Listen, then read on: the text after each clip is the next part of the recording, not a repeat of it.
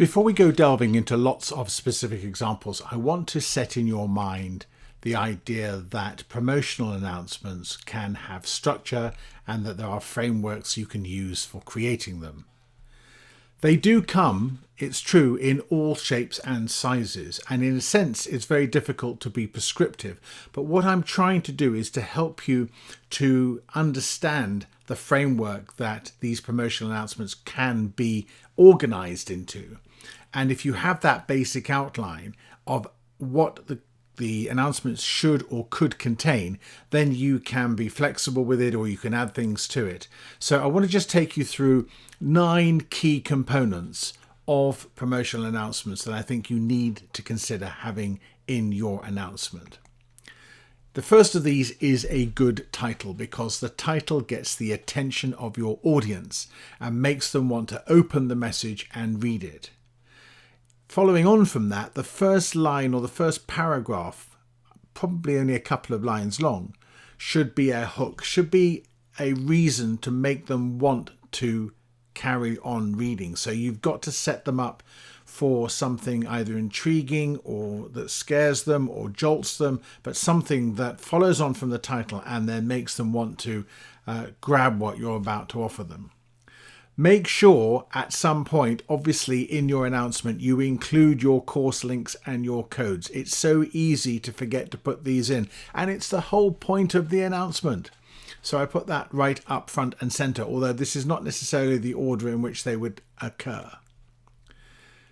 You need to explain the benefits of the course or courses that you're selling, not the features, the benefits. Give them 2 or 3 really good reasons why they're going to be better off enrolling in your course, because otherwise, why should they do it? It's not just about price. You need to give them something concrete that's going to make their life better or solve a pain or a problem for them.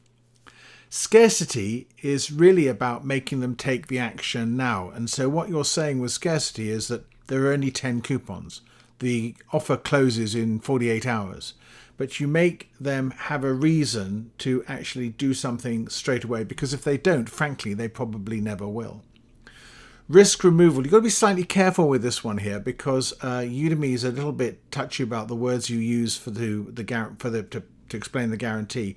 But in essence, there is a 30-day money-back guarantee, and you need to get the idea across that they can refund pretty well for almost any reason if they want to. But think about words, and that's something I'm definitely going to be looking at in the course in terms of trying to give you some options on how to express this. But you need to take the risk away from them, put it back on you, which makes their buying decision much easier. You need to have calls to action. You need to tell them what you want them to do, which is essentially click on the link and buy the course, enroll now, sign up today, subscribe now. But you must have these calls to action, and depending on how long your announcement is, how long your message is, will depend on how many of these calls to action you put in. Make sure you have a good sign-off, a good signature, maybe even a photograph of yourself at the bottom. I find that's really helpful for letting your student know that actually the emails come from a real person, and I'm covering this in the course. And the last one I want to mention in this particular lecture is the PS. It's a great place to put a final link, a final call to action, because it's almost the last thing people read on the bottom of the page. Therefore, it has actually undue prominence. If they haven't taken action at the top, they might well take action at the bottom. So make sure you give them a good PS, which is a strong call to action with an in bold, maybe in capital letters, and with a link in it. So all they have to do is click on it and go and buy your course. So that is the start of helping you understand the framework and the structure of promotional announcements. There is a lot more to come, and I'm going to delve into lots and lots of examples. But if you can start putting this framework in your mind, you'll start to understand that it's not just about whizzing out a quick 2 or 3 paragraphs and sending off the message. And if you get these points in this framework working for you, then hopefully your announcements will convert much better.